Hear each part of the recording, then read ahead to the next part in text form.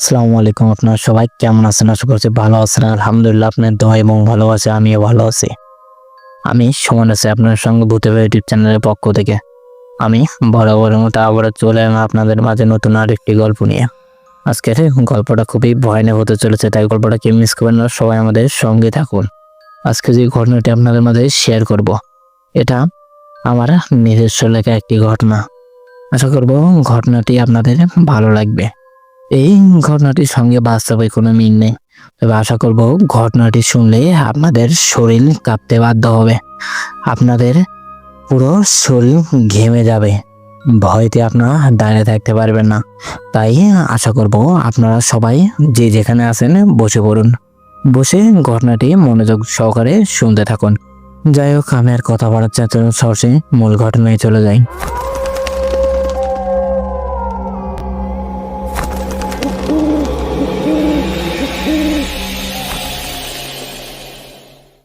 সূচনা 1984 সালে রুকেয়া নামের একটি মেয়ে ফিরে এলো তার নিজ গ্রামে। গ্রামটি ছিল উত্তরবঙ্গের ছোট্ট একটি গ্রাম। সেই গ্রামের এক কোনায় থাকতো রুকেয়া নামের একটি মেয়ে। তার বাবার হঠাৎ মৃত্যু, তার মার পাগলামি, আর এর সাথে সেই পুরনো জমিদার বাড়ির ভয়ানক কিছু কর্মকাণ্ড মিলিয়ে পুরো গ্রামটা যেন জিন বা ভূতের কারসাদে। এত ভয়ানক এই ভয়ানক গল্পগুলো আপনাদেরকে আমি দৈনিক উপহার দিচ্ছি। আপনারা তো আমাকে কিছু একটা দিতে পারেন, আমি অন্য কিছু চাইবো না, শুধুমাত্র ভিডিওটি শেয়ার করবেন। আর ভিডিওটি আপনাদের কেমন লাগে অবশ্যই পার্সোনালি আমাকে জানিয়ে দিবেন। যদি ভিডিওগুলো আমার ভালো না লাগে তাইলে অবশ্যই আমাকে পার্সোনালি জানাবেন, আমি আরো একটু বেটার করার চেষ্টা করবো ইনশাল্লাহ। যাই হোক, আমি আর কথা বাড়ছি না, চলুন সরাসরি মূল ঘটনায় চলে যাই। ঘটনার উৎপত্তি। আমি গ্রামে প্রবেশ করতেই যেন চতুর্দিকে অন্ধকারে ছেয়ে এলো। শুধু অন্ধকারে না, চতুর্দিকে শিয়ালের ডাক, সাথে পাখির কিচিমিচি সাউন্ড। শুধু তাই না, ঠান্ডা বাতাস বইছে। ঠান্ডা বাতাস আমার শরীরে লাগতেছে, পুরো শরীরটা যেন শিঁড়ে উঠতেছে।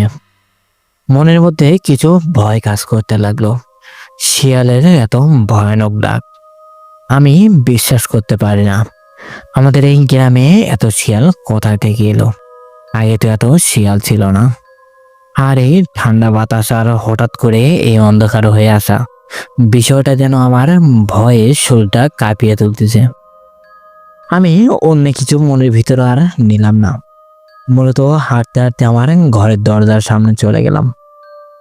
ঘরের দরজাটা খুলতেই আমার প্রথমে চোখ পড়ল দরজার সামনে রাখা আমার বাবার ছবিতে। ছবিটা দেখে যেন আমি চোখে আর আমার পানি আটকে রাখতে পারলাম না। আমার চোখ থেকে পানি বেয়ে বেয়ে পড়তেছে, সারা শরীরটা যেন কাঁপতে লাগলো আমার। বারবার আমার বাবার মুখটা মনে পড়তেছে, চোখের সামনে যেন আমার বাবা বসে আছে। আমার বাবার কথা বারবার মনে হচ্ছে। এর ভিতরে আমার মাথার ভিতর ঘুরপাক খাচ্ছে সেই পুরনো জমিদার বাড়িটা।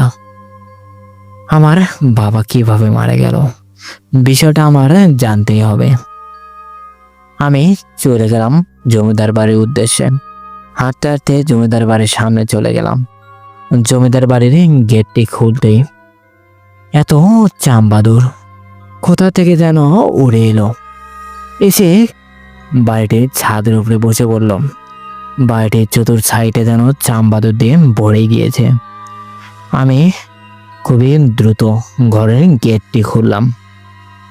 গেট খুলে ভেতরে প্রবেশ করলাম।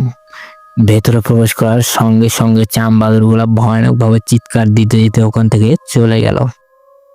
আমি আর দেরি করলাম না, আমি দ্রুত ঢুকে পড়লাম ঘরের ভিতরে। ভিতরে ঢুকেই আমার বাবার সিক্রেট একটি রুম আছে, যেখানে মূলত আমার বাবা পেন্টিং করত। সেই রুমের দরজাটা খুললাম। খুলে রুমের ভিতরে ঢুকতেই প্রথমে আমার চোখে পড়লো আমার বাবার হাতে বানানো একটি পেন্টিং। পেন্টিংটা খুবই অসাধারণ ছিল, কিন্তু আমার বারবার মনে হচ্ছে পেন্টিংটার ভিতরে কিছু রহস্য আছে। পেন্টিংটা যেন যত দেখতেছি ততই আমি চোখে আমার বিশ্বাস করতে পারতেছি না। আমার যেন বারবার মনে হচ্ছে পেন্টিংটা কিছু একটা বলতে চায়। পেন্টিংটা যেন চোখ নাড়াচ্ছে। আমি ঘুরে তাকালাম অন্য একটি পেন্টিং এর দিকে। মূলত আমার বাবা প্রত্যেকটা পেন্টিংয়ে কারো না কারো ছবি হিসেবে বানিয়েছিল, কারো না কারো মুখ তাতে তুলে ধরা হয়েছে। প্রত্যেকটা পেন্টিং মনে হচ্ছে তার চোখের ইশারাতে কিছু একটা দেখাচ্ছে। আমার মাথায় ধরতেছে না, এত সুন্দর পেন্টিং। আমি পেন্টিংটা রেখে যাব, আমার সেই ইচ্ছা করতেছে না। বারবার শুধু মনে হচ্ছে আমি পেন্টিংগুলা নিয়ে যাই। আমার ভয় পাচ্ছে, পেন্টিংগুলো কি নিয়ে যাওয়া ঠিক হবে? এরকম নানান প্রশ্ন আমার মাথার ভিতর ঘুরপাক খাচ্ছে। কি করব আমি? আবার আমার এক মন বলতেছে তুই এখান থেকে চলে যায়, এখানে থাকিস না, এখানে থাকলে তোর ক্ষতি হবে। আরেক মন বলতেছে পেন্টিংগুলা নিয়ে যা, রেখে যাস না, পেন্টিংগুলা তোর ঘরে সাজিয়ে রাখবি, তোর বাবার স্মৃতি এগুলা। আমি আর দেরি করলাম না। প্রথমেই আমার সামনে যে পেন্টিংটা ছিল ওটাতে হাত লাগাতেই যেন চতুর্দিকে বাতাস বইতে লাগলো। মূলত ঝড়ের মতো কিছু একটা যেন এসে পড়লো আমার ঠিক মাথার উপরে ছাদে। আমি খুবই দ্রুত পেন্টিংটা ওখানে ফেলে রেখে আমি দৌড়ে বেরিয়ে চলে গেলাম। ঘর থেকে বাইরে বের হয়ে যেটা দেখলাম, হয়তোবা এটা দেখার জন্য আমি মোটেও প্রস্তুত ছিলাম না। আমি দেখলাম আকাশটা পুরোটাই পরিষ্কার হয়ে গিয়েছে। কোথাও তো কোনো কিছু পড়ার দেখলাম না।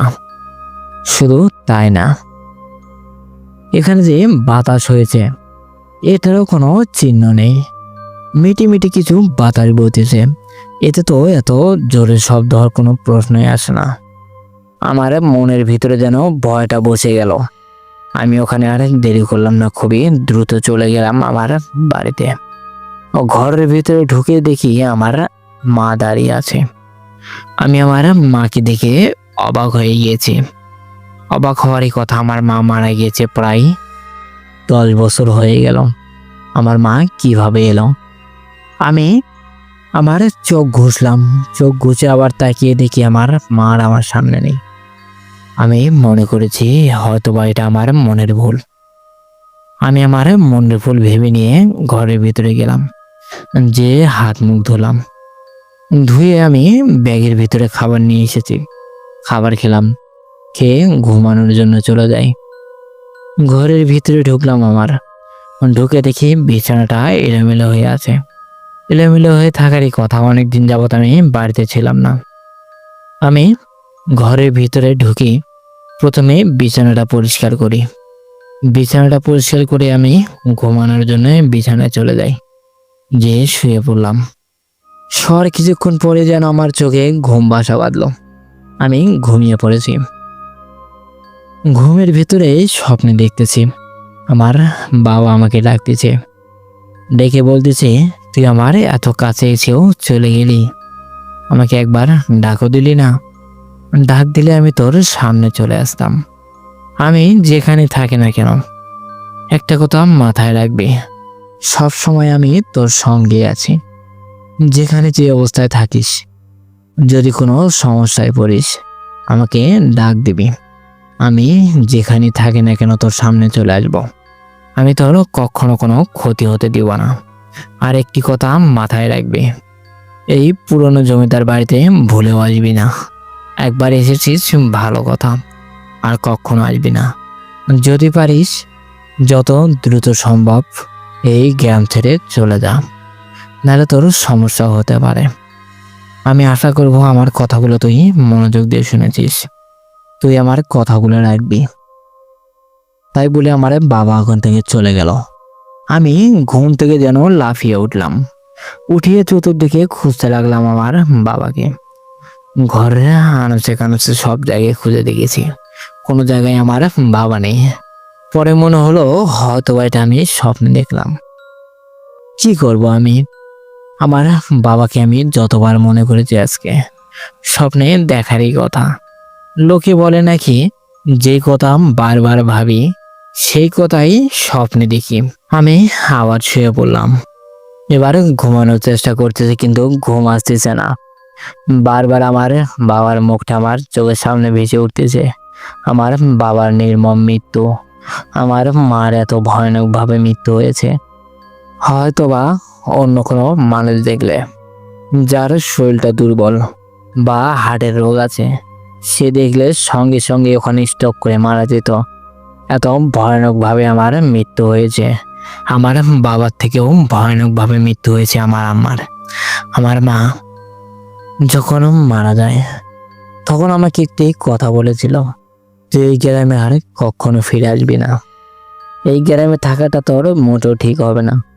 তুই যত দ্রুত পারিস এখান থেকে চলে যা। এই গ্রামে আর কখনো আসবি না। এই বাড়ির ভিতরে তো ভুলেও ঢুকবি না। আমার মায়ের মৃত্যু হয়েছিল সেই পুরনো জমিদার বাড়িতে। একে একে দুইজনের মৃত্যু ওই জমিদার বাড়িতে হয়েছে, আমার বাবা এবং আমার মার। জমিদার মশাই কিভাবে মারা গিয়েছে এটা আমি জানি না, কারণ সেই সময় আমি বাড়িতে ছিলাম না। শুনেছি জমিদার মশাই নাকি ভয়ে মৃত্যুবরণ করেছে। একই ঘরের ভিতরে তিন জনের মৃত্যু। বিষয়টা অস্বাভাবিক। গ্রামবাসী ভয় আর এই জমিদার বাড়িতে আসে না। যদি কেউ ভয় না পেত তাইলে অবশ্যই এত দামি দামি জিনিসপত্র এই ঘরের ভিতরে, এত দামি দামি পেন্টিং গুলা এই ঘরের ভিতরে কেউ না কেউ তো নিয়ে যেত। এসব কথা ভাবতে ভাবতে সকাল হয়ে গিয়েছে। আমি উঠে পড়লাম। উঠে প্রথমে গোসলটা সেরে নিলাম, কারণ আমি রাত্রে এসেছি। রাত্রে আর গোসল করিনি। গোসলটা সেরে নিয়ে আমি রান্না বসিয়ে দিলাম চুলায়। এখানে তো মাটির চুলা, মাটির চুলায় রান্না করতে হয়। আমি সবকিছু নিয়ে এসেছি, ওখানে রান্না উঠিয়ে দিলাম। রান্না করে খাওয়া দাওয়া করলাম। খাওয়া দাওয়া করে প্রায় 10টা বেজে গিয়েছে আমার সকাল। আমি গ্রামে ঘুরতে বের হলাম। গ্রামে অনেক লোকের সঙ্গে আমার দেখা হয়েছে, অনেক লোকের সঙ্গে আমার কথা হয়েছে। আমি তাদের সঙ্গে কথা বলেছি। আমার বাবার বিষয়ে অনেক কিছু তাদেরকে জিজ্ঞেস করেছি, কিন্তু কেউ কিছু বলতে রাজি হয় না। আমি শেষ পর্যন্ত কোনো উপায় না পেয়ে চলে গেলাম আমার বাড়িতে। এদিকে সন্ধ্যা লেগে গিয়েছে। সকালে তো রান্না করে গিয়েছি, এগুলা খেয়ে নিলাম। নিয়ে আমি আবারও চলে গেলাম সেই বাড়িতে। ঘরের ভিতরে ঢুকতে আবারও যেন চতুর্দিকে অন্ধকার নেমে এলো। ঘন মেঘে ছেয়ে গেল পুরো বাড়ির আশপাশটা। চতুর্দিকে যেন কিছুই দেখা যাচ্ছে না। আমি আমার পকেট থেকে টর্চ লাইট বের করে টর্চ লাইট জ্বালালাম। জ্বালিয়ে সামনে গিয়ে এগিয়ে যাচ্ছি। যেতে যেতে ঘরের ভিতরে প্রবেশ করলাম। ঘরের ভেতরে প্রবেশ করে প্রথমে যে জিনিসটা আমার চোখের সামনে পড়লো, হয়তোবা এটা আমি দেখার জন্য মোটেও প্রস্তুত ছিলাম না। আমি দেখলাম আমার বাবার হাতে বানানো সেই পেন্টিংটা নিচে পড়ে আছে। বিষয়টা থেকে যেন আমি অবাক হয়ে গিয়েছি। এই ঘরের ভিতরে তো কেউই আসে না। এতদিন যাবৎ এই পেন্টিংটা দেওয়ালে ঝোলানো আছে, এতদিনে পড়েনি। আজকে বা কেন পড়লো এই পেন্টিংটা নিচে? এসব নানা প্রশ্ন আমার মাথার ভিতরে ঘুরপাক খাচ্ছে। কি করব আমি? পেন্টিংটা উঠালাম, উঠিয়ে দেওয়ালে ঝুলিয়ে দিলাম। দিয়ে ওখানে একটি চেয়ার রাখা আছে, চেয়ারে বসে আছি। বসে আমি মাথায় হাত দিয়ে ভাবতেছি আমার বাবার কিভাবে মৃত্যু হয়েছে, এটা আমার জানতেই হবে। এর ভিতরে মনে পড়লো আমার বাবার টেবিলের কথা। টেবিলটা বেশ ভালোভাবে খুঁজতে লাগলাম। খুঁজতে খুঁজতে টেবিলের ডয়ারে দেখলাম 4 থেকে 5টি ছবি রাখা। ছবিটা যেন অদ্ভুত রকমের। একটি মেয়ের ছবি। মেয়েটির এক হাত নেই, হাত একটি কাটা। কিন্তু এই ছবিটার সঙ্গে এই পেন্টিংগুলোর কি সম্পর্ক? কারণ ছবিটার পিছনে একটি পেন্টিং এর সিরিয়াল নাম্বার দেওয়া আছে। পেন্টিংটা অন্য কোনো পেন্টিং না, যে পেন্টিংটা নিচে পড়েছিল সেই পেন্টিংটাই আমার বাবার হাতে বানানো সব থেকে সুন্দর পেন্টিং ওইটাই। সেই পেন্টিংটার সিরিয়াল নাম্বার দেওয়া আছে এই ছবিগুলোতে। আমি ভাবতেছি ছবিটা তো সেই মেয়ের না, যে মেয়ের পেন্টিং বানানো, তাইলে ছবিটা কার? আর এই পেন্টিং এ আঁকানো এই মেয়েটি বা কে? শুধু তাই না, এই ছবিতে যে মেয়ে সেই মেয়েটি বা কে? এসব নানান প্রশ্ন আমার মাথার ভিতর ঘুরপাক খাচ্ছে। বারবার সেই একটি কথাই মনে হচ্ছে, গতকালকের ঘটনাটি, গতকাল যে ঘটনাগুলো ঘটে গিয়েছে আমার সঙ্গে, সেই ঘটনাগুলো বারবার মনে পড়তেছে। এর ভিতরেই বাইরে কিছু একটা পড়ার শব্দ পেলাম। আমি খুবই দ্রুত দৌড়িয়ে বাইরে গেলাম। দেখলাম কেউই নেই। আমি চতুর্দিকে বেশ ভালোভাবে খুঁজতেছি, কিন্তু কাউকে আমার চোখে পড়ে না। মানুষ তো দূরেই থাকলো, একটি কুকুরে চোখে পড়ে না। আমি বাইরে আর দেরি করলাম না, খুবই দ্রুত ঘরের ভিতরে চলে এলাম। এসে দেখি পেন্টিংটা আবারও নিচে পড়ে আছে। এই পেন্টিংটা নিচে পড়ে থাকার রহস্যটা কি? একে একে দুইবার দেখলাম পেন্টিংটা নিচে পড়ে আছে। আমি পেন্টিংটা ওখান থেকে উঠিয়ে নিলাম, নিয়ে আর দেরি করলাম না, খুবই দ্রুত সেই পুরোনো বাড়ি থেকে বেরিয়ে এলাম।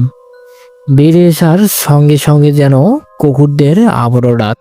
শিয়াল যেন পাগল হয়ে গিয়েছে, পাগলের মতো চিৎকার করতে লাগলো শিয়াল।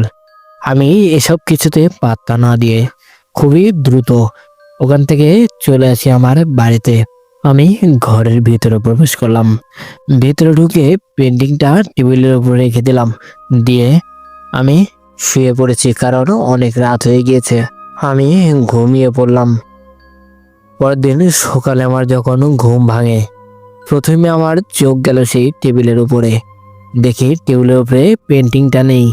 আমার তো কলেজাটা শুকিয়ে গিয়েছে। পেন্টিংটা তো আমায় এই টেবিলের উপরে রেখে দিয়েছি, কিন্তু গেল তো গেল কোথায়? পেন্টিংটা কি হাওয়ায় উধাও হয়ে গেল? আমি আর দেরি করলাম না, খুবই দ্রুত উঠলাম। উঠে দৌড়ে যেতে লাগলাম সে পুরনো বাড়ির দিকে। পুরনো বাড়ির ভেতরে প্রবেশ করলাম। ভেতরে ঢুকে দেখি সেই একই জায়গায় সেই পেন্টিংটা আবারও পড়ে আছে ফ্লোরে। আগে যে জায়গায় পেন্টিং পড়েছিল ঠিক একই জায়গায় পেন্টিংটা পড়ে আছে। এই জায়গার রহস্যটা কি? আমি আর দেরি করলাম না, পেন্টিংটা উল্টালাম। উল্টে পাল্টে অনেকভাবেই দেখলাম, পেন্টিংয়ে তো কিছুই নেই। আমার তো সন্দেহ যাচ্ছে না, পেন্টিংটার কোনো না কোনো রহস্য অবশ্যই আছে। আমার বারবার মনে হচ্ছে এই পেন্টিংটার সাথে আমার বাবা মার মৃত্যুর কোনো না কোনো সম্পর্ক অবশ্যই আছে। আমি পেন্টিংটা ভালোভাবে খুঁজতে লাগলাম, কিন্তু তেমন কিছু আমার চোখে পড়ে না। রাগ করে পেন্টিংটা আমার হাত থেকে ছুঁড়ে ফেলে দিলাম। পেন্টিংটার কাঁচ ভেঙে গেল। কাঁচ ভাঙার সঙ্গে সঙ্গে কিছু একটা পেন্টিংটার ভিতর থেকে বেরিয়ে এলো হাসতে হাসতে। আমি দেখে যেন অবাক হয়ে গিয়েছি, পেন্টিং এর ভিতর থেকে কে হাসতে হাসতে বের হচ্ছে। আমি জিজ্ঞেস করলাম, কে? কে তুমি? কে হাসো এখানে? আর পেন্টিং এর ভিতরে তুমি কি করো? কে তুমি? হঠাৎ করে আমার ঘাড়ের উপরে যেন চেপে বসেছে। আমার ঘাড়ের উপরে বসে বলতেছে, আমি একটি জিন। আমাকে তোর বাবা আর এই জমিদার মিলে বন্দি করে রেখেছিল অনেক দিন আগে পেন্টিং এর ভিতরে। আমাকে তো বন্দি করেছে, কিন্তু আমার ফ্যামিলি তো কাউকে বন্দি করতে পারেনি। তোর বাবার মৃত্যুর পিছনে যে কারণটা, এটাও অন্য কোনো কারণ না। এটা আমারই জন্য তোর বাবার মৃত্যু হয়েছে। তোর বাবা যদি আমাকে বন্দি না করতো সেই জমিদারের সাথে মিলে, তাইলে হয়তোবা তোর বাবা তোর মা বেঁচে থাকতো আজ। জমিদার যদি এই কাজ না করতো তাইলে হয়তোবা জমিদারও বেঁচে থাকতো। শুধুমাত্র আমাকে বন্দি করার কারণে তাদের মৃত্যু হয়েছে। আর তুইও বাঁচবি না, তোকেও মারবো, কারণ তুই একমাত্র লোক যে তোর বংশের বাতি, যে তোর বংশের তুই একমাত্র লোক বেঁচে আছিস। তোকে তো মরতেই হবে, তোকে আমি মেরে ফেলবো। তোকে মারার জন্য এত কিছু, আর আমায় মুক্তি পাওয়ার জন্য এত কিছু। এটা আমি আগে থেকে জানতাম। তুইও অবশ্যই আসবি এই বাড়িতে, এসে তুই আমাকে মুক্তি করবি। হ্যাঁ, ওইটাই হলো। তুই আমার ফাঁদে পা দিয়েছিস, তুই আমাকে মুক্ত করে দিয়েছিস। তোকে তো ছাড়বো না, তোকে মরতেই হবে। এসব কথা বলেই সে যেন আমার ঘাড়ের রগ ধরে টানতে শুরু করলো। আমি আর চিৎকার দিয়ে উঠলাম, উঠে ওখান থেকে দৌড়াতে লাগলাম। সে আমার পিছন পিছন আসতেছে, আমি স্পষ্টভাবে দেখতে পারতেছি সে আমার পিছনে আসতেছে। হঠাৎ করে সামনে আবারও একটি জিন দাঁড়িয়ে আছে দেখলাম। এটা একটি মহিলা জিন। মহিলাটি দাঁড়িয়ে আছে। মহিলাটিকে দেখে যেন আমি অবাক হয়ে গিয়েছি। এই মেয়েটি অন্য কোনো মেয়ে না, যার ছবি দেখেছিলাম গতকাল, ঠিক সেই মেয়েটি এটা। কি ওই মেয়েটির একটি হাত ছিল না, এই মেয়েটিরও সেম একটি হাত নেই। মেয়েটিকে দেখে যেন আমি অবাক হয়ে তাকিয়ে আছি। তাকিয়ে থেকে মেয়েটিকে জিজ্ঞেস করলাম, কে তুমি? তোমার ছবি আমার বাবার ডয়ারে কি করে এলো? মেয়েটি আমাকে বলল, তোর বাবা আর জমিদার মিলে আমার হাতটি কেটে নিয়েছে। আমার হাত কেটে আমাকে পঙ্গু করে দিয়েছে। আমি মেয়েটিকে বললাম, এতে আমার তো কোনো দোষ নেই, আমাকে ছেড়ে দাও, আমি এখান থেকে চলে যাবার কখনো আসবো না। এরই ভিতরেই গায়েবী একটি আওয়াজ এলো, এসে বলতেছে, আমি তোকে স্বপ্নে দেখিয়েছিলাম, তুই এখানে আছিস না। আমি মরার সময় তোকে বারবার করে বলেছিলাম তুই এই গ্রামে আর কখনো আসবি না। তোকে এর আগের দিনও আমি বলেছি তুই এখান থেকে চলে যা, নাহলে তোর সমস্যা হবে, কিন্তু তুই আমার কোনো কথাই শুনিসনি। তুই যদি আমার কথা শুনতি তাহলে হয়তোবা তোকে এই সমস্যার ভিতরে পড়তে হতো না, তুই আগে ভাগে সাবধান হয়ে যেতে পারতি, কিন্তু তুই আমার কোনো কথা শুনিসনি। তোর বিপদ তুই নিজের হাতে টেনে নিয়েছিস, এতে আমার আর কিছুই করার নেই। আল্লাহ পাক যদি তোকে বাঁচিয়ে রাখে তাইলে বাঁচাতে পারে, নাহলে তোকে কেউই বাঁচাতে পারবে না। আমি কথাটা শুনে যেন অবাক হয়ে গিয়েছি, কারণ এই কণ্ঠটা খুবই চেনা চেনা। আমার মনে পড়লো এটা তো আমার আম্মার কণ্ঠ। আমি বেশ ভালোভাবে বুঝতে পেরেছি আমার সময় ঘনিয়ে এসেছে, আমাকে মরতেই হবে। এর ভিতরে পিছন থেকে সেই জিনটি এসে আমার মাথায় আঘাত করলো। মাথায় আঘাত করার সঙ্গে সঙ্গে আমি চিৎকার দিয়ে মাটিতে লুটিয়ে পড়ি। এর ভিতরেই ওই মেয়ে জিনটি এসে আমার বুকের উপরে বসে পড়ে। আমার বুকের উপরে যেন অনেক বড় একটি পাথর রেখে দিয়েছে কেউ, এরকম ওজন। আমি সহ্য করতে পারতেছি না, মট মট করে আমার বুকের পাথরগুলো ভেঙে যাচ্ছে, আমার বুকের সমস্ত হাড়গুলো ভেঙে ভেঙে আমার চামড়ার ভিতর দিয়ে ঢুকে যাচ্ছে। আমি চিৎকার করে ডাকতেছি, আমাকে কেউই বাঁচাও, আমাকে কেউ বাঁচাও, আমাকে মেরে ফেললো, কিন্তু কেউই আসে না। চতুর্দিকে শিয়াল যেন পাগলের মতো ডাকতেছে, আমাকে বাঁচানোর মতো কোনো মানুষ নেই এই অঞ্চলে। আমাকে এরকম নির্মম ভাবে কষ্ট দিয়ে মেরে ফেললো। আমিও আমার বাবা মার মতো শেষ নিঃশ্বাস ত্যাগ করলাম সেই পুরনো বাড়ির কাছে। আমাকে সেই বাড়িতে মারতে পারেনি, কিন্তু বাড়ির বাইরে মেরেছে। এই গ্রামটি থেকে আমার বংশটা একদমই নির্বংশ হয়ে গেল। আমাকে মেরেছে, আমার বাবা মাকেও মেরে ফেলেছে, আমাদের বংশের আর কেউই রইল না। পরের দিন সকালবেলা আমার লাশটি পাই সেই বাড়ির সামনে থেকে। তখন থেকে এই বাড়িতে আরো কেউ যাওয়া আসি করে না। আগে তাও দিনের বেলায় এই বাড়ির পাশ দিয়ে কেউ যাচ্ছিল, এখন তাও যায় না। দিন এবং রাত কোনো সময় সেই বাড়ির আশপাশ দিয়ে কেউই যায় না, কিন্তু রাত্রেবেলা কারো একটা কান্নার আওয়াজ শোনা যায় এই বাড়ি থেকে। এই বাড়িটিতে খারাপ জিন আছে, এটা আবারও প্রমাণ করে দিল আমাকে মেরে। যাই হোক, আমার ঘটনাটি এতটুকুই, আমার নিজের হাতে লেখা ঘটনা আমি আপনাদেরকে শুনিয়ে দিলাম। আশা করব আপনাদের ভালো লাগবে। জানি না ঘটনাটি কেমন লেগেছে, আশা করব ভালো লাগবে। যদি ভালো লাগে তাহলে অবশ্যই একটি লাইক দিবেন, লাইক দিয়ে আমাদের পাশে থাকবেন, আর চ্যানেলটি সাবস্ক্রাইব করতে ভুলবেন না, চ্যানেলটি অবশ্যই সাবস্ক্রাইব করবেন।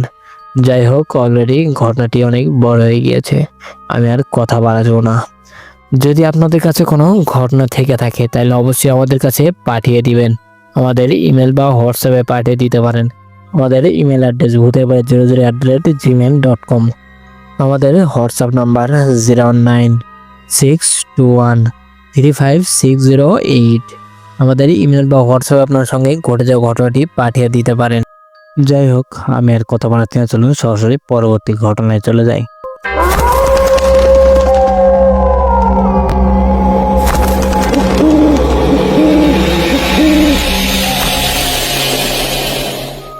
আসসালামু আলাইকুম সুমন ভাই, আপনি কেমন আছেন? আশা করছি ভালো আছেন। আলহামদুলিল্লাহ, আমিও ভালো আছি। আমি আমার নাম পরিচয় গোপন রাখলাম। আশা করবো আপনার কোনো সমস্যা হবে না। শুধু আমার নাম পরিচয় না, আমি ঠিকানাটাও গোপন রাখবো। যাই হোক, আমি আর কথা বলাতে চলুন সরাসরি মূল ঘটনায় চলে যাই। আমার দুলাভাইয়ের ভাইয়ের সঙ্গে ঘটে যাওয়া ঘটনাটি আপনাদের মাঝে প্রকাশ করব।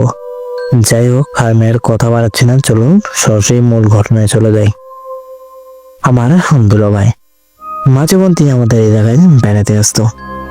আমি বা আমার ফ্যামিলির সবাই তেমনও অস্বাভাবিক কিছু মনে করেনি, কারণ সে সময় কোনো অস্বাভাবিক কিছু ঘটেনি। হঠাৎ একদিন আমার দুলাভাই আমাদের এখানে বেড়াতে এসেছে। এসে খুবই অদ্ভুত আচরণ করা শুরু করলো। সে আচরণগুলো হলো, সে মাঝে মধ্যে বলতেছে সামনে কেউ একজন দাঁড়িয়ে আছে, আবার মাঝে মধ্যে বলতেছে পিছনে কেউ একজন দাঁড়িয়ে আছে, কিন্তু আমরা কাউকে দেখতে পারি না। সে কে দাঁড়িয়ে আছে বিষয়টা জানার আমার যেন আগ্রহ জাগলো। আমি আমার দুলাভাইকে জিজ্ঞেস করলাম, কি হয়েছে আপনার দুলাভাই, কে দাঁড়িয়ে আছে পিছনে? আমাদের বলতেছে তুই পিছনে দেখ কে দাঁড়িয়ে আছে। একটি লোক দাঁড়িয়ে আছে, খুবই লম্বা। আমি পিছন দিকে ঘুরে তাকাই, কেউই নেই। আমি আমার দুলাভাইকে বললাম, কোথায়? পিছনে তো কেউই নেই, আপনি ভুল দেখতেছেন। আমার দুলাভাই আমাকে বলল, তোর পিছনে দাঁড়িয়ে আছে দেখ। আমি ভুল দেখতেছি? আমি কি কানা নাকি? তুই দেখ পিছনে কেউ একজন দাঁড়িয়ে আছে দেখ। আমি আবারও ঘুরে পিছন দিকে তাকাই, দেখলাম কেউই নেই। আমি আমার দুলাভাইকে বললাম, এখানে তো কেউই নেই ভাই, থাকেন আপনি, আমি চলে গেলাম। তাই বলে আমি বাড়ি থেকে বেরিয়ে এলাম। কিছুক্ষণ বাইরে ঘোরাফেরা করলাম, দেখলাম আমার দুলাভাই আমার পিছন পিছনে আসতেছে। আমি আমার দুলাভাইকে বললাম, কি হয়েছে, এখানে কেন, কোথায় যাবেন আপনি? আমার দুলাভাই আমাকে বলল, কোথাও না, একটু সামনে দিকে যাচ্ছি, বাড়িতে একা একা ভালো লাগতেছে না। আমি বললাম, কেন? বাড়িতে তো সবাই আছে, একা একা কই থাকবেন? আমার দুলাভাই আমাকে বলল, তুই আমার থেকে বেশি বুঝিস না। আমি বলছি বাড়িতে কেউই নেই, তার মানে কেউই নেই।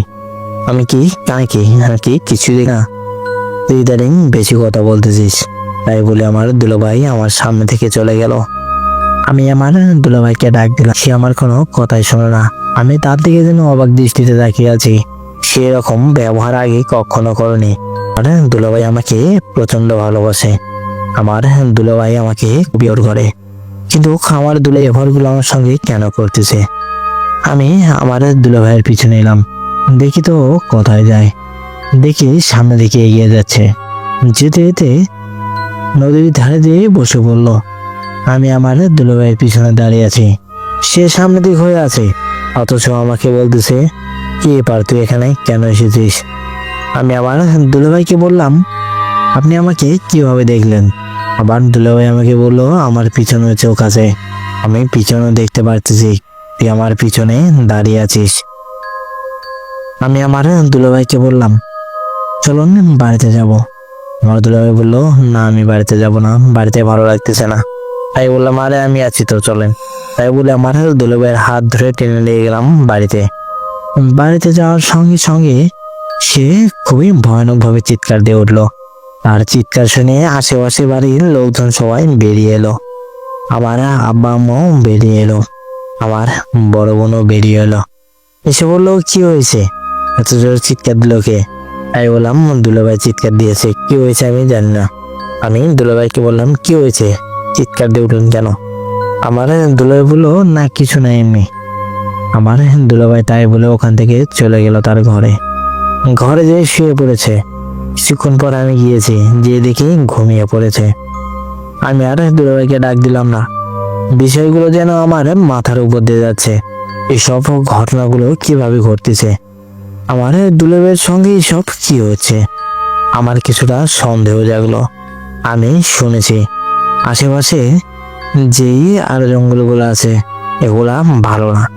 আমার চোখে তো আমি কিছু দেখিনি কোনোদিন, তবে শোনা যায় এমনকি আমার বাড়ির সামনে যেই গাছটি আছে সেই গাছটিও ভালো না, সেটা অন্য কোনো গাছ না, একটি ডুম্বার গাছ। সেই ডুম্বার গাছও নাকি ভালো না, এটা আমার আব্বারা বলে। আমি তো নিজের চোখে কখনো কিছু দেখিনি। আমি প্রায় রাতে 3টা-4টা পর্যন্ত জেগে থাকি, সবসময় বাইরে থাকি, কিন্তু আমার চোখে তেমন কিছু পড়েনি। এর নাম কতগুলো ভাবতে ভাবতে আমার যেন মনের ভিতরে একটা ভয় কাজ করতে লাগলো। আমি কিছুটা সন্দেহ করছি এটা কোনো জিনের কারসাজি হয়নি তো, কারণ আমার দুলাভাই বাড়িতে এলেই নানান বিষয়টা তার মাথার ভিতর ঘুরপাক খায়। কখনো বলে পিছনে কেউ দাঁড়িয়ে আছে, কখনো বলে সামনে কেউ দাঁড়িয়ে আছে, আবার কখনো দেখে চিৎকার দিয়ে ওঠে। বিষয়টা আমার কিরকম জানি লাগতেছে। আমি আর দেরি করলাম না, আমি আমার আপুকে ডাক দিলাম। ডাক দিয়ে বললাম, এটা কোনো জিনের কারসাজি না তো? আমার আপু বললো, আরে না, এসব কিছু না, ও প্রতি রাতে বাইরে থাকে তো, তাই আমার মনে হয় ভয় পেয়েছিল, হয়তো কিছু দেখে ভয় পেয়েছে, যার কারণে তার এই অবস্থা। এখনো সে সব কিছু ভাবতেছে। আমি পানি পরে নিয়ে এসে দিচ্ছি, খেলে ঠিক হয়ে যাবে। আমার আপু তাই বলে পানি পরে নিতে চলে গেল। পানি পরে নিয়ে এসে আমার দুলাভাইকে খাওয়ালো। কিছুক্ষণের জন্য হলো শান্ত ছিল। তারপরে সন্ধ্যার সময় ঠিক যখন মাগরিব আজান দেয়, আমার দুলাভাই খুবই দ্রুত বেরিয়ে এলো। এসে ডুম্বার গাছের কাছে বসে পড়েছে। বসে থেকে কিছু একটা জানি ভাবতেছে। এর ভিতরেই আমি চলে এলাম, এসে পিছনে বসে পড়েছি। আরে কাছে না, আমি পিছনে বসে আছি। আমার দুলাভাই বলল, কি এবার পিছনে বসে আছিস কেন? যা ঘরের ভিতরে যা। আমি বললাম, না, ঘরের ভিতরে প্রচন্ড গরম লাগতেছে, আমি বাইরে থাকবো। আমার দুলাভাই আমাকে বললো, বাইরে থাকার কোনো দরকার নেই, তুই ঘরের ভিতরে চলে যা। আমি ওখান থেকে উঠে ঘরের ভিতরে চলে গেলাম। ঘরের ভিতরে যে জানলা দিয়ে তাকিয়ে আছি, জানলা দিয়ে দেখতেছি আমার দুলাভাই কি করে। জানলাটা পুরোপুরি খুলিনি, অল্প একটু ফাঁক দিয়ে দেখতেছি আমার দুলাভাই কি করে। আমি জানলা দিয়ে যেটা দেখলাম, এটা দেখার জন্য হয়তো আমি মোটেও প্রস্তুত ছিলাম না। আমি জানলা দিয়ে দেখলাম আমার দুলাভাই কারো একটার সঙ্গে ঝগড়া করতেছে, কিন্তু সেই লোকটিকে আমি দেখতে পাচ্ছি না কেন।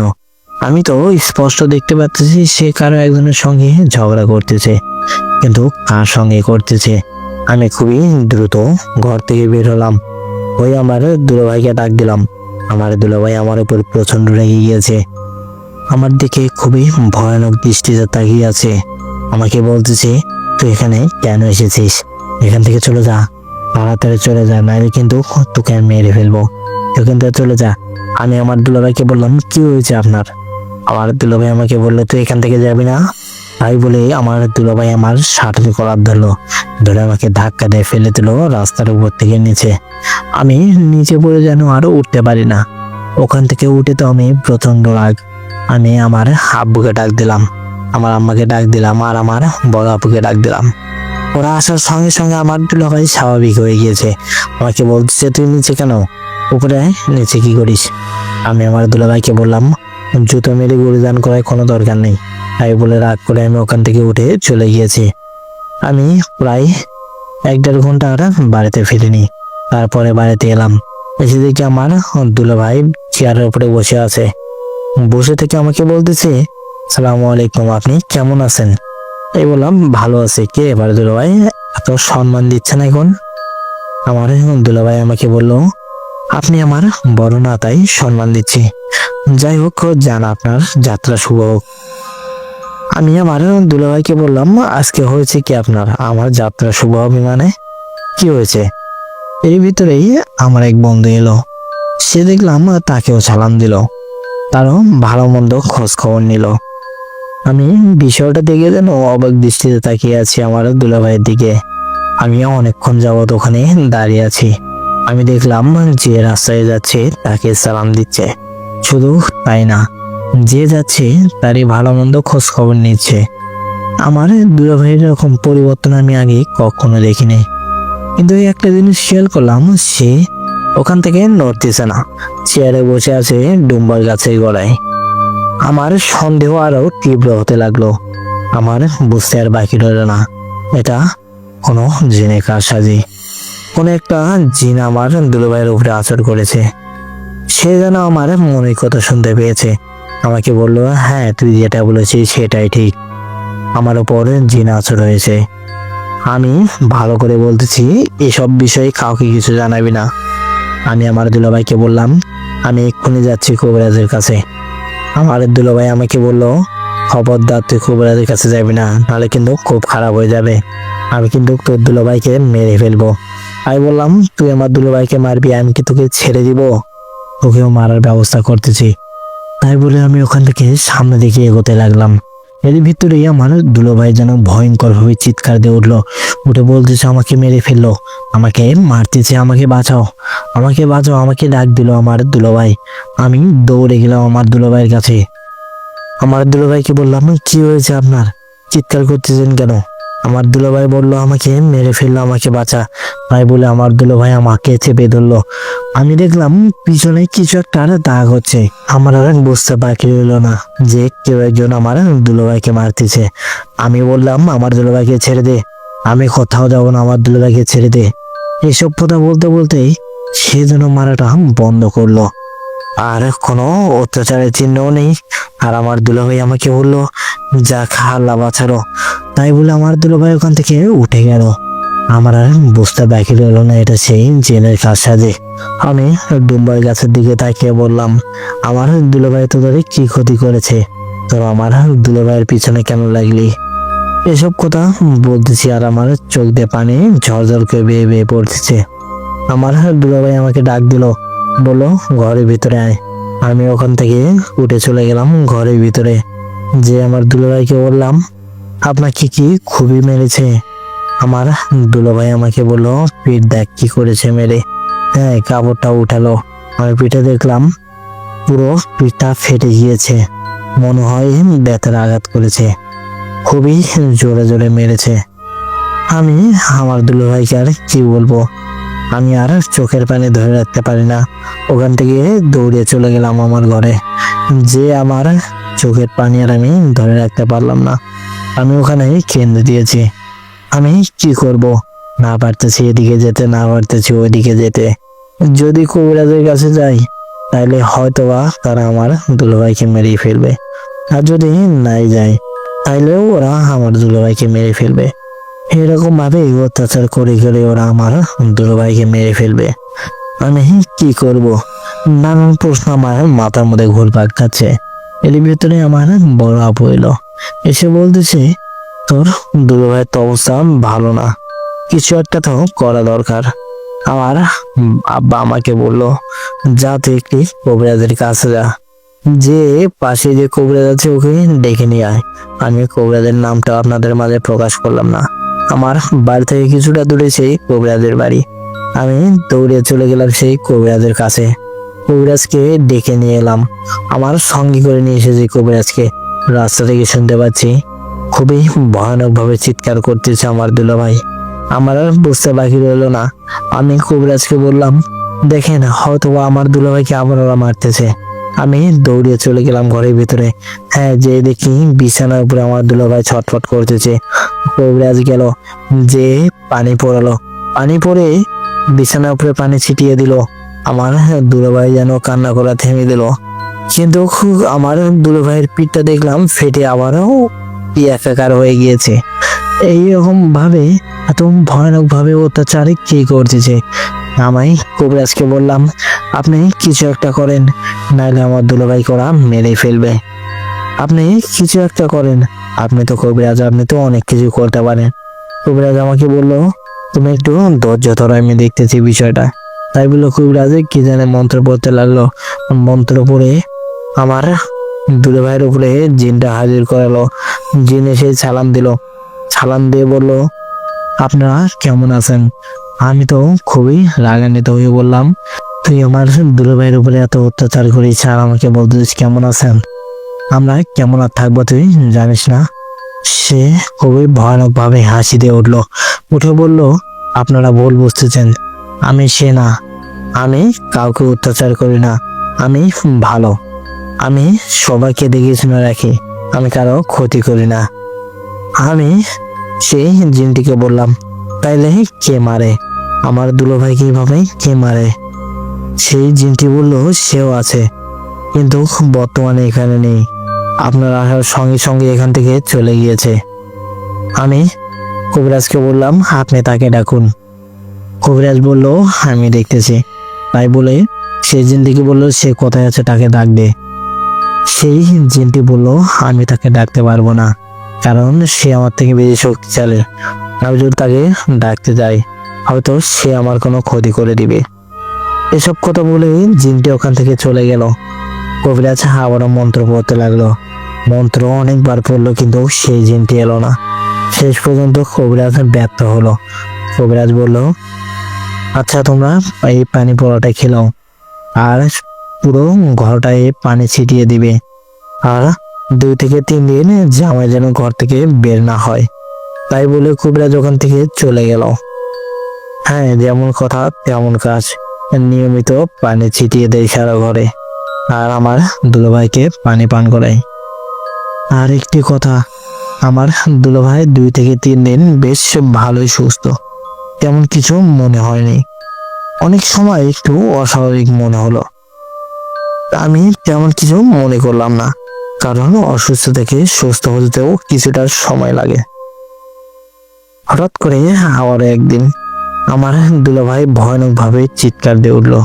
উঠে বলল সে আবার এসেছে, আমাকে মারতে আসছে, আমাকে বাঁচাও, আমাকে মারতে আসছে। তাই বলে আমাকে ডাক দিল। আমি দৌড়ে চলে গেলাম আমার দুলাভাইয়ের কাছে। যে দেখলাম আমার দুলাভাই ছটফট করতেছে। আমি আমার দুলাভাইকে বললাম কি হয়েছে? আমার দুলাভাই বলল সে আবার আসছে দেখ। আমি আমার দুলাভাইকে বললাম কোথায় সে? সে কি এখানে আছে? আমার দুলাভাই বললো হ্যাঁ, দরজার পাশে দাঁড়িয়ে আছে কি লাঠি হাতে নিয়ে। আমি বললাম ওকে আমি দেখতেছি। তাই বলে দরজার পাশ থেকে লাঠি বের করলাম, বের করে সমানে বাড়াচ্ছি দরজার পাশে। আমার দুলাভাই বলল সে লাঠির বাড়ি খেয়ে ওখান থেকে পালিয়ে গিয়েছে। আমি বললাম এবার এলে এই লাঠিতে তুমি তাকে বাড়ি মারবে, সে যেন আর তোমার কাছে না আসতে পারে। হঠাৎ করে জানালা দিয়ে কিছু একটা পড়লো। আমি দেখলাম একটি পাথর। আমার আর বুঝতে বাকি এলো না, সে ওই ডুমার গাছে আসে, সেই ডুমার গাছটাকে ঢেলাচ্ছে। আমি জানালা দিয়ে বললাম এখান থেকে চলে যাবি না তুই আবার মার খাবি। সেই জিনটি আর কোনো কিছু করলো না। আমার দুলাভাই বলল ওই দেখ, সেই গাছের উপরে বসে আছে একজন, ওখানে 3 জন আছে। আমি বললাম কোন ডালে বসে আছে? আমাকে বলল ওই মাছের ডালে দেখ 3 জন বসে আছে। আমি ওখান থেকে ওই পাথরটাই ছুঁড়ে মারলাম। কিছুক্ষণ পরে সেই পাথরটা আবারও সেই বিছানার উপরে পড়লো। এবার শুধু বিছানার উপরে না, আমার দুলাভাইয়ের একদম হাতের কোণে বরাবর এসে লেগেছে। আমার তো প্রচন্ড রাগ হচ্ছে, আমি কি করব। এর ভিতরেই আমার এক কাকার কাছ থেকে একটি কবিরাজের নাম্বার পেলাম। আমি সরাসরি তার সঙ্গে যোগাযোগ করলাম। সেই কবিরাজটি রংপুরের। সেই কবিরাজ আমাদের বাড়িতে আসতে রাজি হলো। টাকাও নিবে অনেক। টাকা নেই তাতে কোনো সমস্যা নেই, যদি আমার দুলাভাইয়ের ঠিক মতো চিকিৎসা হয় তাহলে টাকা দিতে বাসবে না। পরের দিন সকালবেলা কবিরাজ চলে এলো। এসে আমার দুলাভাইকে ডাক দিল। ডাক দিয়ে খোলা আঙিনার ভিতরে বসিয়ে রাখলো। শুধু আমার দুলাভাই না, প্রায় গ্রামের অর্ধেক লোক জড়ো হয়ে গিয়েছে সেই বাড়িতে। আমার দুলাভাই এতদিন যাবত অনেক কষ্ট করেছে। আমি কিছুটা হলেও আশাবাদী ছিলাম হয়তো আজকে কিছু একটা সমাধান হবে। হ্যাঁ, আমার ভাবনাটা পুরোটাই সঠিক। সেই কবিরাজটাই খুবই ভালো ছিল। কবিরাজ তার চিকিৎসা কার্যক্রম শুরু করতে লাগলো। কবিরাজ মন্ত্র পড়তেছে আর ডাকতেছে। ডাকতে ডাকতে ডাকতে ডাকতে একটি জিন এসে হাজির হলো। জিনটি সালাম দিল। সালাম দিয়ে বলল আমি সেই জিনটি না, আমি ভালো জিন। আমি এই ডুম্বার গাছে থাকতাম। সেই খারাপ কয়েকটি জিন এসে আমাকে এখান থেকে তাড়িয়ে দিয়েছে। কবিরাজ জিনটিকে বলল তাইলে তুই কেন এসেছিস? এখান থেকে চলে যা। যে ওই জিনদেরকে বল তারা যেন খুবই দ্রুত এখানে আসে, নাহলে কিন্তু তাদেরকে জোর করে নিয়ে আসতে বাধ্য হব। জিনটি বলল, তারা সেই ডুম্বার গাছে দাঁড়িয়ে আছে, দেখুন ডুম্বার গাছে দাঁড়িয়ে আছে, এখান থেকে দেখা যাচ্ছে। কবিরাজ আবারও মন্ত্র পড়তে লাগলো। এদিকে জিনটি আমার দুলভাইয়ের শোল থেকে চলে গিয়েছে, মন্ত্র পড়তেছে। সে জিন কটা আসতে রাজি হচ্ছে না। কবিরাজ বলল, তারা খুবই শক্তিশালী, তারা আসতেছে না, ওদেরকে অন্য উপায় নিয়ে আসতে হবে। তাই বলে কবিরাজ মন্ত্র পড়তেছে, খুবই ভয়ানক ভাবে জোরে জোরে মন্ত্র পড়তেছে আর আমাকে বলল, বড় কোনো যদি ছুরি থাকে বা কোনো রড থাকে সেগুলো নিয়ে আসতে। আমি দৌড়িয়ে গেলাম ঘরের ভিতরে, যে পুরো ঘরটা তন্ন করে খুঁজতে লাগে, কোথাও কোনো রড বা কোনো কিছু পাই না। আমার বন্ধুর কাছে ফোন দিলাম, আমার এক বন্ধুর কাছে বড় একটি ছুরি আছে। আমি তাকে ফোন দিলাম, সে দেখি এখানে উপস্থিত আছে। আমি আমার বন্ধুকে ডাক দিলাম, দিয়ে বললাম, খুবই দ্রুত তুই বাড়িতে যা, যে তোর বড় ছুরিটা নিয়ে আয়। আমার বাড়ি থেকে 2 বাড়ি পরে তার বাড়ি। সে খুবই দ্রুত যে তার বড় ছুরিটা নিয়ে এলো, এসে কবিরাজকে হাতে দিল। কবিরাজ সেই ছুরিটা মাটির ভিতরে গাড়তেছে আর মন্ত্র পড়তেছে। একবার করে মন্ত্র পড়ে সেই ছুরির মাথায় একবার করে বাড়ি দেয়। যতটুকু ডাবে ততটুকুই যেন সেই জিনটা এগিয়ে আসে।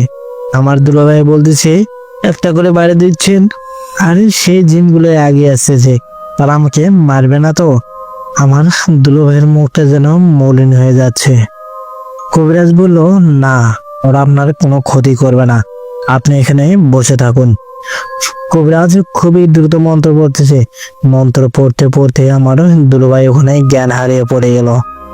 কবিরাজ আমাকে বলল, তোমরা কয়েকজন মিলে তোমার দুলাভাইকে বেশ শক্ত করে ধরবে, সে যেন নড়াচড়া করতে না পারে, এখন কিন্তু জিন হাজির হবে। তাই বলে কবিরাজ আবার মন্ত্র পড়তে লাগলো। 2 থেকে 3 মিনিট মন্ত্র পড়ার পরে একটি জিন হাজির হলো। সে হাজির হয়ে খুবই ভয়ানক ভাবে হাসি দিয়ে উঠলো, উঠে বললো, এই কবিরাজ, তুই আমাদেরকে কেন ডেকেছিস? তোর কি জীবনের মায়া নেই? এখান থেকে চলে যা। একটি কবিরাজ এসেছিল, তাকে কিন্তু আমরা ঠিক মতে কিছু করতে দেয়নি, তার দেখ বাড়িতে কি অবস্থা, সেও অসুস্থ হয়ে বিছানায় পড়ে আছে। কবিরাজ বলল, আমি সেরকম কোনো কবিরাজ না, তুই আমার কোনো ক্ষতি করতে পারবি না, তুই আগে নিজেই বেঁচে দেখা, তারপর আমাকে মারার চিন্তা করিস। তাই বলে কবিরাজ আবারও মন্ত্র পড়তে লাগলো। কবিরাজ মন্ত্র পড়তে পড়তে চাকুর মাথায় বাড়ি দিচ্ছে আর জিনটি ভয়ানক ভাবে চিৎকার করে উঠতেছে। জিনটি চিৎকার করতে করতে জিনটি এক সময় বললো, আমাকে ছেড়ে দে, আমি এখান থেকে চলে যাব, আমি আর কখনো আসবো না। কবিরাজ বলল, না, তুই এখান থেকে যাবি না, আমি তোকে বুঝতে পেরেছি, তুই এখান থেকে কখনোই যাবি না, তোকে তো এইভাবে ছাড়া যাবে না। তাই বলে কবিরাজ খুবই জোরে জোরে মন্ত্র পড়তে লাগলো। কবিরাজ কি জানে মন্ত্র পড়তেছে আর সে একটি হাতুড়ি দিয়ে চাকুর মাথায় বাড়ি দিচ্ছে। চাকু যত মাটির ভিতরে ঢুকে যাচ্ছে ততই যেন জিনটি আরো ভয়ানক ভাবে চিৎকার দিয়ে উঠতেছে। জিনার চিৎকারটা শুনে যেন পুরো গ্রামটা কেঁপে উঠলো। জিন এত ভয়ানক ভাবে চিৎকার করতেছে, জিনটির মুখের দিকে তাকিয়ে যেন আমারই মায়া লাগতেছে। আমার তো মায়া লাগালে হবে না, কারণ সেই জিনটি আমার দুলাভাইকে যে কষ্টগুলো দিয়েছে তার তো কিছু একটা করতে হবে। আমি কবিরাজকে বললাম, এদের সঙ্গে এত কথা বলার কোনো দরকার নেই, আপনারা এদেরকে বন্দি করে নেন, একে বোতল বন্দি করেন, নাহলে আবার কারো না কারো ক্ষতি করবে। জিনটি বলল, না, বিশ্বাস করেন, আমি আর কখনো কারো ক্ষতি করবো না, আমি এখান থেকে চলে যাব, আমি এখানে আর কখনো আসবো না, আমাকে ছেড়ে দিন, এবারের মতো আমাকে মাফ করে দিন।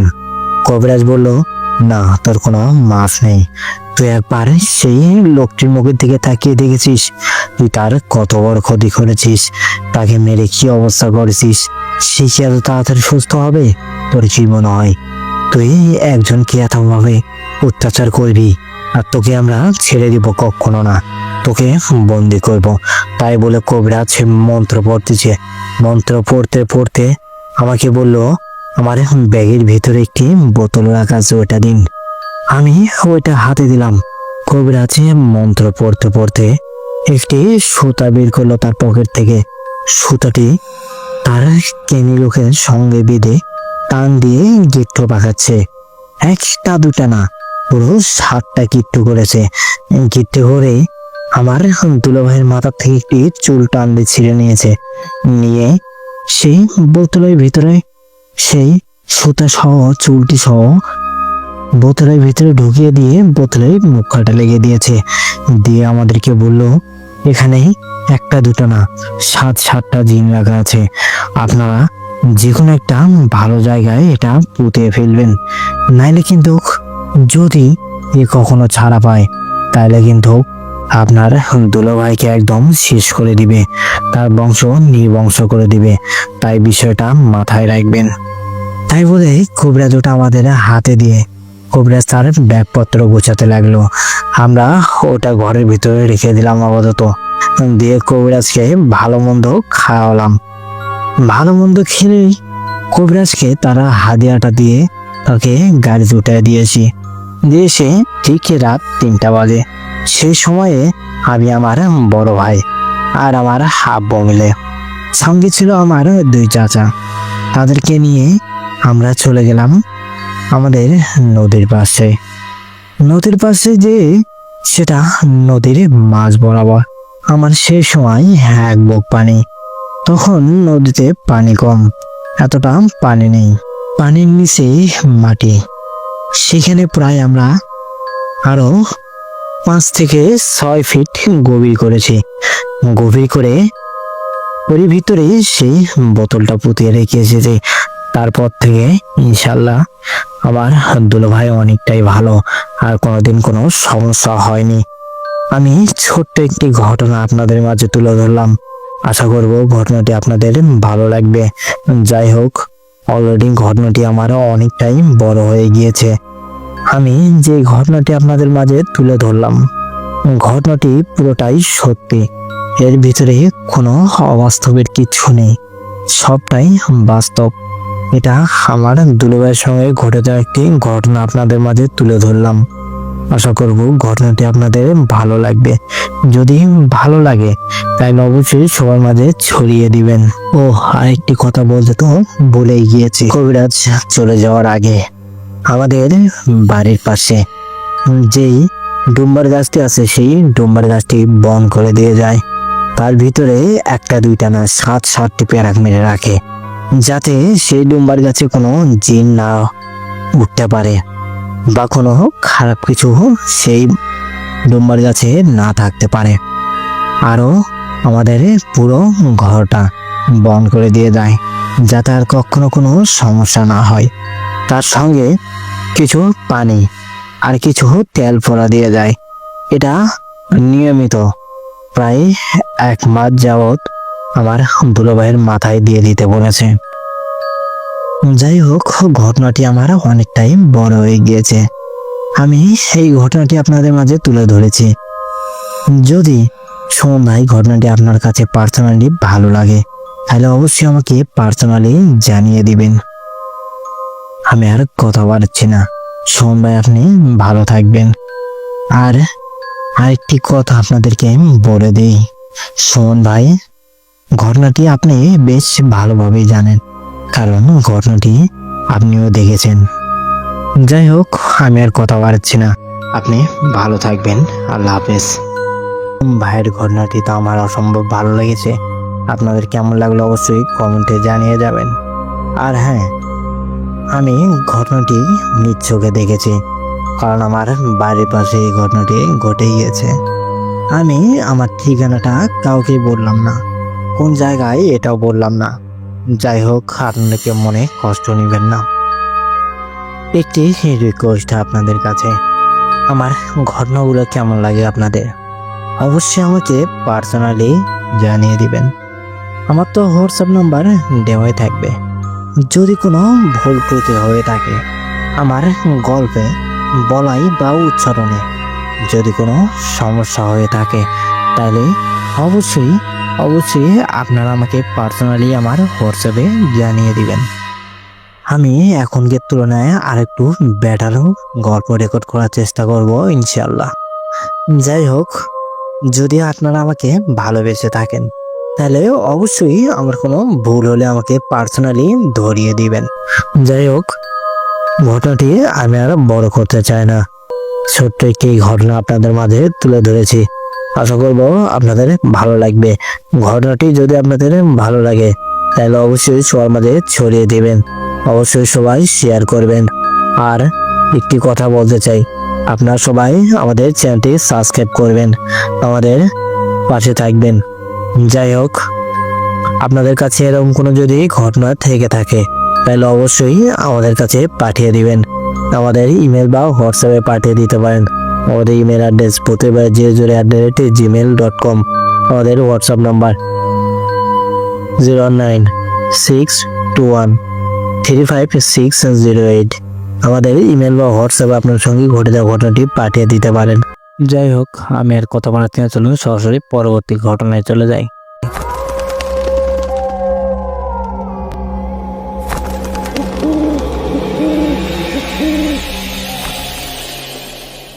আসসালামু আলাইকুম সুমন ভাই ও ভূতের বাড়ি ইউটিউব চ্যানেলের সমস্ত দর্শকবৃন্দ, আপনারা সবাই আশা করব ভালো আছেন। আলহামদুলিল্লাহ, আপনাদের দোয়ায় আমিও ভালো আছি। আমি এবারে একটি ঘটনা আপনাদের মাঝে তুলে ধরলাম। যাই হোক, আমি এর আগেও বেশ 2 থেকে 3টা ঘটনা আপনাদেরকে উপহার দিয়েছিলাম। এবারও আপনাদেরকে নতুন একটি ঘটনা উপহার দিব। আশা করব ঘটনাটি আপনাদের ভালো লাগবে। ঘটনাটি আমি বেশ মনোযোগ দিয়ে একজন থেকে শুনেছি, তারপরে আপনাদের মাঝে প্রকাশ করব। আমি আমাকে ঠিক যেভাবে পাঠিয়েছে আমি ঠিক ওইভাবেই আপনাকে পাঠিয়ে দিলাম সুমন ভাই। আশা করব ঘটনাটি আপনাদের ভালো লাগবে। যাই হোক, চলুন সরাসরি মূল ঘটনায় চলে যাই। সাল 2001। আমাদের গ্রামে ঠিক রাত 3টা বাজে। এই সময়ে কারো কান্নার আওয়াজ শুনলাম। আমি ঘুম থেকে লাফিয়ে উঠলাম। ঘুম থেকে লাফিয়ে উঠলে একটি টর্চ হাতে নিয়ে দরজাটা খুলে বাইরে বের হলাম। বাইরে বের হয়ে দেখলাম আমার বাড়ির সামনে আমার একটি পাড়াপড়শি কাকা আছেন। তার নাম রুহুল আমিন। রুহুল আমিন কাকার কোনো সন্তানাদি ছিল না। আমাদের পাড়ার সবাই রুহুল আমিন কাকাকে রুহুল আমিন বলে ডাকত। রুহুল আমিন কাকাই বললাম আমি তাই। রুহুল আমিন কাকা কিছুদিন যাবৎ অসুস্থ ছিল। আমি খুবই দ্রুত ঘরের ভিতরে গেলাম, যে দেখি কাকা মাটিতে লুটিয়ে পড়ে আছে।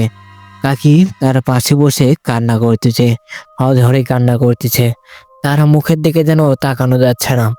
রুহুল আমিন কাকার মুখের দিকে তাকিয়ে দেখলাম তার মুখে যেন এক ঝাঁপ কালো ছায়া মনে হয় বসে আছে। কারণ রুহুল আমিন কাকা হয়তো বা কিছু দেখে ভয় পেয়েছে, ভয় পেয়ে মারা গিয়েছে। আমি কি করব? আমি খুবই দ্রুত যে আমার আব্বুকে ডাক দিলাম।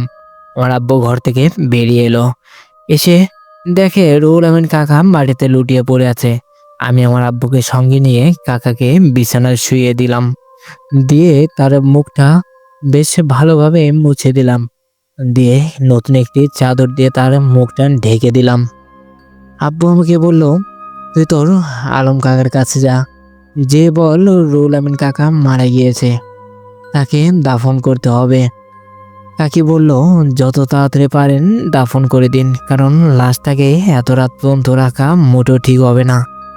আমি চাই রাতে রাতেই তাকে কবর দিয়ে দিতে। আমার তো কোনো আত্মীয় স্বজন নেই, কেউ দূরান্তরে থাকে না যে সে আসবে। হ্যাঁ, আমি কথাগুলো শুনে চলে গেলাম। আমি খুবই দ্রুত যেয়ে আলম কাকাকে ডাক দিলাম। আলম কাকা ঘর থেকে বেরিয়ে এলো, এসে আমাকে বললো, কে খবর ভাতিজা এত রাত্রে? আমি বললাম, কাকা রুহুল আমিন কাকা মারা গিয়েছে, আপনি খুবই দ্রুত চলেন। রাতে রাতেই কাকি বলেছে কাকাকে দাফন করে দিতে। আলম কাকা আমাকে বলল, এত রাত্রে কবর খুঁড়তে যাব? আমি বললাম, কি হয়েছে তা, কবরস্থানে তো সমস্যা হবে না, আপনি চলুন, আপনার সঙ্গে দরকার পড়ে আমি যাব। তাই বলে আলম কাকাকে নিয়ে আমি খুবই দ্রুত চলে এলাম। এসে আলম কাকা আমাকে বলল, তোমার যাওয়ার কোনো দরকার নেই, আমি যাচ্ছি কবরস্থানে কবর খুঁড়তে। হ্যাঁ, তাই বলে আলম কাকা চলে গেল একা একা কবরস্থানে। হঠাৎ করে কিছুক্ষণ পরে আলম কাকার চিৎকার শুনলাম। আমি আমার আব্বুকে নিয়ে খুবই দ্রুত দৌড়ে গেলাম কবরস্থানে। যে দেখি আলম কাকা মাটিতে লুটিয়ে পড়ে আছে। আলম কাকার চোখেও যেন খুবই ভয়ানক কিছু পড়েছে। আমি বেশ ভালোভাবে লক্ষ্য করলাম আলম কাকায় কিছু একটা দেখে ভয় পেয়েছে অবশ্যই, যার কারণে চোখ দুটো এত বড় বড় করে আছে।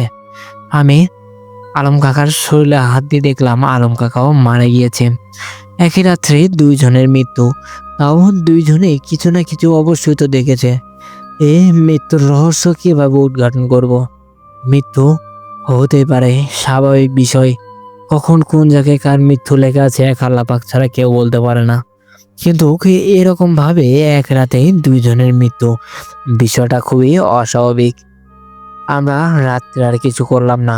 পরের দিন সকালবেলা আমার পাড়া থেকে কিছুটা দূরে আর একটি পাড়া আছে, সেখান থেকে একটি লোক এলো। এসে দিনের বেলা কবর খুঁড়ে দুইজনকে দাফন করে দিলাম। দিয়ে আমরা সেই কবরস্থানটা নিয়ে খুবই দুশ্চিন্তার ভিতরে আছি। সারা রাত গেছে, কেউ ঘুমাতে পারেনি। দুজন লোক একই রাতে মারা গেল, একই সঙ্গে কিছুক্ষণ আগপাছ। বিষয়টা ভেবে যেন শরীরের লোমগুলো দাঁড়িয়ে যাচ্ছে। আর আমার বারবার মনে হচ্ছে আলম কাকার কথা। আলম কাকা মূলত আসতে চায়নি, আমি জোর করে নিয়ে এসেছি তাকে। আমার কারণেই হয়তোবা কাকার মৃত্যু হলো। এসব কথা ভাবতে ভাবতেই সন্ধ্যা লেগে গেল। সন্ধ্যার পরে আমি একটু ঘর থেকে বের হয়েছি। ভাবলাম দোকানে যেয়ে কিছু একটা খেয়ে আসি। শরীরটা ভালো লাগতেছে না, ভাত খেতে ইচ্ছে করতেছে না। আমি দোকানের দিকে রওনা দিলাম। কবরস্থানের পাশ দিয়ে হেঁটে যাচ্ছি। কবরস্থানের পাশে যেতেই হঠাৎই কারো একটা কান্নার আওয়াজ আমার কানে ভেসে এলো। সে আওয়াজটা খুবই পরিচিত, কিন্তু এত পরিচিত আওয়াজ, আওয়াজটা কার আসলে? আমি মনোযোগ দিয়ে শুনতে লাগলাম। মনোযোগ দিয়ে শুনতে শুনতে দেখলাম এটা তো অন্য কারো আওয়াজ না, এটা তো রুহুল আমিন কাকার আওয়াজ। রুহুল আমিন কাকা কান্না করতেছে, তাও এই রাত্রেবেলা। আমি টর্চ মারলাম কবরস্থানের দিকে, দেখলাম কেউই নেই। আবারও অপোজিটে আর একজনের কান্নার আওয়াজ আমার কানে ভেসে এলো। এটা অন্য কারো কান্নার আওয়াজ না, এটা আলম কাকার কান্নার আওয়াজ। আলম কাকা যেন বলতেছে, শুধু তোমার কারণে আমার মৃত্যু হয়েছে, তোমার কারণে আমার মৃত্যু হয়েছে। যদি তুমি আমাকে জোর করে না নিয়ে আসতে, তাইলে হয়তো বা আমার মৃত্যু হতো না। বিষয়টা শুনে যেন আমি অবাক হয়ে গিয়েছি। আমি ওখানে আর দেরি করলাম না, খুবই দ্রুত ওখান থেকে দৌড়ে পালিয়ে এলাম আমার বাড়িতে। এসে সব ঘটনা খুলে বললাম আমার আব্বুকে। আমার আব্বু আমাকে বলল, তোমার আর কবরস্থানে যাওয়াটা মোটেও ঠিক হবে না, তুমি আর দেরি করবে না, আগামীকালই তুমি ঢাকার উদ্দেশ্যে রওনা দাও। তুমি ঢাকায় চলে যাও, ওখানে তোমার বড় মামা আছে, সেখানে থাকবে। হ্যাঁ, যেমন কথা তেমন কাজ। আমি পরের দিন সকালবেলা চলে গেলাম ঢাকার উদ্দেশ্যে। আমি ঢাকায় পৌঁছে গিয়েছি। ঢাকায় পৌঁছে গেলে কি হবে? হয়তোবা সে আমার অপেক্ষায় থাকবে। আমার কাকার মৃত্যুর জন্য আমি দায়ী থাকবো। আমার কাকার মৃত্যুটা আমাকে যেন কুরে কুরে খাচ্ছে। সেই একই প্রশ্ন বারবার মাথার ভিতর ঘুরপাক খাচ্ছে। যদি এই রাত্রেবেলা আমি তাকে না ডাকতাম, তাহলে হয়তোবা সে এখনো বেঁচে থাকতো। তার ফ্যামিলির সবাই আমাকে দোষ দিবে, কারণ সে আসতে চায় না, আমি তাকে জোর করে নিয়ে এসেছি। এসব নানান প্রশ্ন আমার মাথার ভিতর ঘুরপাক খাচ্ছে। তার থেকে বেশি ঘুরপাক খাচ্ছে একটি প্রশ্ন, এই রাত্রেবেলা আলম কাকা কবরস্থানে কি বা দেখলো, দেখে এত ভয় পেয়েছে, এত অল্প বয়সে স্ট্রোক করে মারা গেল। কিছু একটা তো অবশ্যই দেখেছে। আমি আমার মামাকে সব ঘটনা খুলে বললাম। আমি আমার মামাকে বললাম, আমি এখানে থাকতে পারবো না, আমার বাড়ি যেতে হবে। আসলে আলম কাকা কিভাবে মারা গেল এটা আমার বের করতেই হবে। আলম কাকাকে কে বা মারলো? ওই কবরস্থানে তো কোনো খারাপ জিনও নেই বা খারাপ কিছু নেই। আমরা অনেকবারই রাত্রে ওখানে অনেক লোককেই জানাজা দিয়েছি, অনেক লোককেই দাফন করেছে। এরকম সমস্যা তো কোনো সময় হয়নি। হঠাৎ করে এই সমস্যাটা কেন হলো, এটা আমাকে খুঁজে বের করতেই হবে। আমি আমার মামাকে সঙ্গে নিয়ে চলে এলাম আমাদের গ্রামে। এসে আমি আমার ঘরে ঢুকলাম। আমার বাবা আমাকে দেখে তো প্রচণ্ড রেগে গিয়েছে। আমাকে বলল, কেন এসেছিস? আমার মামার উপর প্রচণ্ড রাগ। আমার মামা বলল, তুমি তোমার ছেলেকে চেনো না, সে কি রকম? সে আমাকে জোরপূর্বক এখানে নিয়ে এসেছে। তুমি তোমার ছেলেকে বেশ ভালো করেই চেনো, জানো না সে এক জিদ্দে? আমাদের গ্রামের ভাষায় বলে এক জিদ্দে, তার মানে যে কোনো কথা বললে এ কথা আর ঘোরায় না, তাকে মূলত বলে থাকে। যাই হোক, আমি ঘটনায় চলে যাই। সেই রাত্রেবেলা আমি আবারও চলে গেলাম কবরস্থানে। এবার দেখলাম কারো কান্নার আওয়াজ নেই।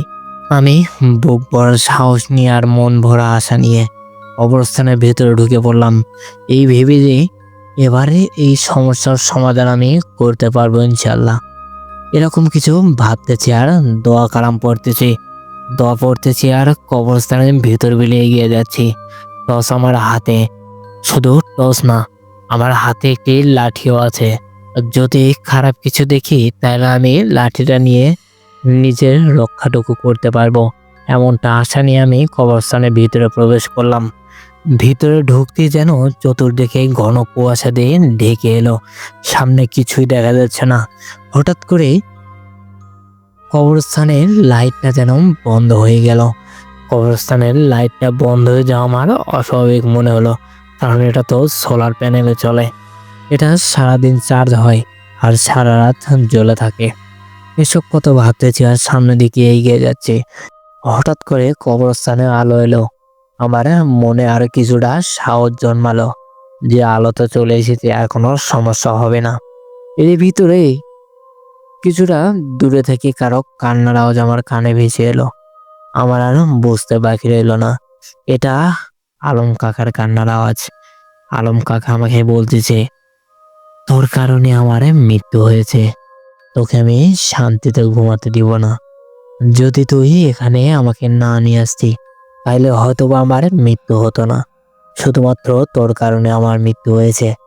আমি কবরস্থানের পাশে দাঁড়িয়ে অধরে কান্না করতে লাগলাম। আমি আমার কাকাকে বলতেছি, কাকা আমি জানতাম না এখানে এলে তোমার কোনো ক্ষতি হয়ে যাবে। যদি জানতাম তাহলে আমি কখনো তোমাকে এখানে নিয়ে আসতাম না। হয়তোবা আমার কারণে তোমার মৃত্যু হয়েছে, তুমি আমাকে ক্ষমা করে দিও কাকা। তুমি ক্ষমা না করলে আমি তো মরেও শান্তি পাবো না। তাই বলে আমি ওখান থেকে সামনের দিকে আরো এগিয়ে যাচ্ছি। হঠাৎ করে পিছন থেকে কেউ একজন আমাকে ধরেছে। পিছন দিকে তাকিয়ে দেখি আমার মামা। আমাকে বলতেছে, এখান থেকে চল, এখানে তো থাকাটা মোটেও ঠিক হবে না। তাই বলে আমাকে টান দিয়ে নিয়ে চলে গেল। তারপর থেকে ওই কবরস্থানের পাশে রাত্রে যে যায় সেই কান্নার আওয়াজ শুনতে পায়, আর একই কথা বারবার বলে, শুধুমাত্র তোর কারণে আমার মৃত্যু হয়েছে। যদি আমাকে এখানে না নিয়ে আসতি তাহলে হয়তো বা আমার মৃত্যু হতো না। দীর্ঘ 24 বছর যাবত এই একই ঘটনা ঘটে যাচ্ছে। সেই কবরস্থানের পাশ দিয়ে সন্ধ্যার পরে আর কেউই যায় না, আর রাত্রে তো ভুলেও না। রাতে যদি কেউ মারাও যেয়ে থাকে তাহলে তাকে পরের দিন সকালে দাফন করে। রাত্রে আর কখনো কেউ ওই কবরস্থানে যায় না। যদি ওই কবরস্থানে যায় তাইলে তাকেও মেরে ফেলবে। কিন্তু আলম কাকাকে কে মারলো? এই সমস্যার সমাধান আজও পর্যন্ত হয়নি। কে বা মারলো, কেমন করে মারা গেল, এটা কেউই জানে না। এটা সম্পূর্ণই অজানায় রয়ে গিয়েছে। এটা একটা রহস্য থেকে গেল। যাই হোক ভাই, ছোট্ট একটি ঘটনা আপনাদের মাঝে তুলে ধরলাম। আশা করবো ঘটনাটি আপনাদের ভালো লাগবে।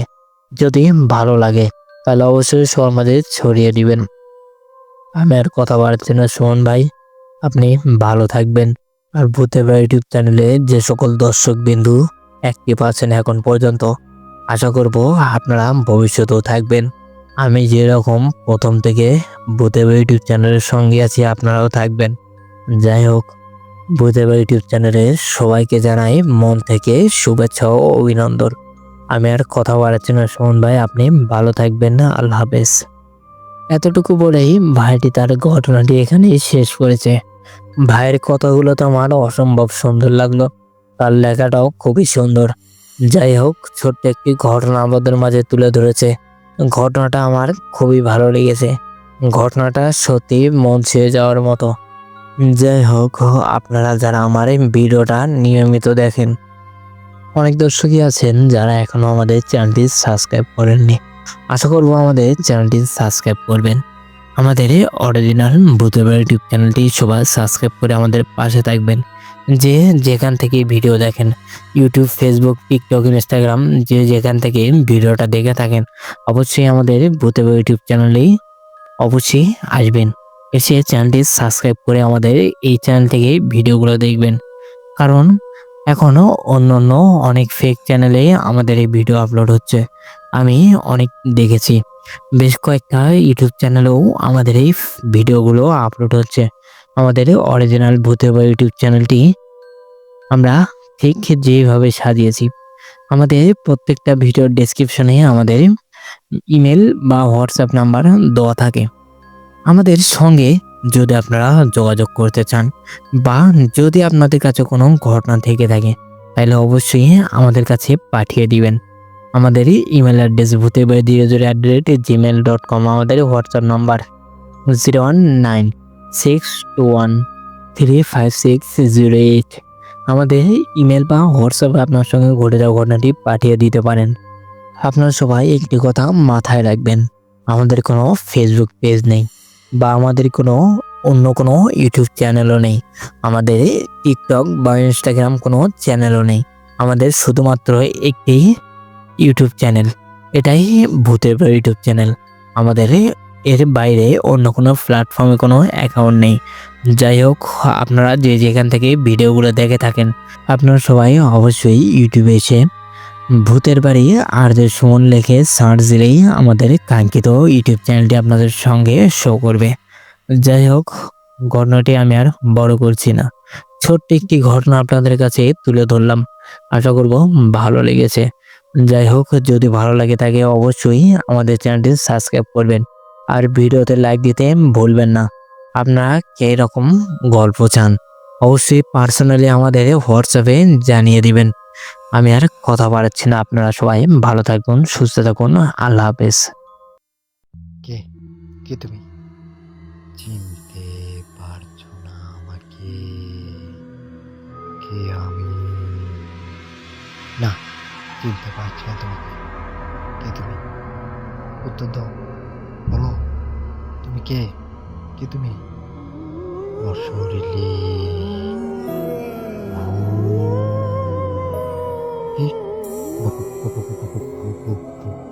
ভূত তুমি? ভূত?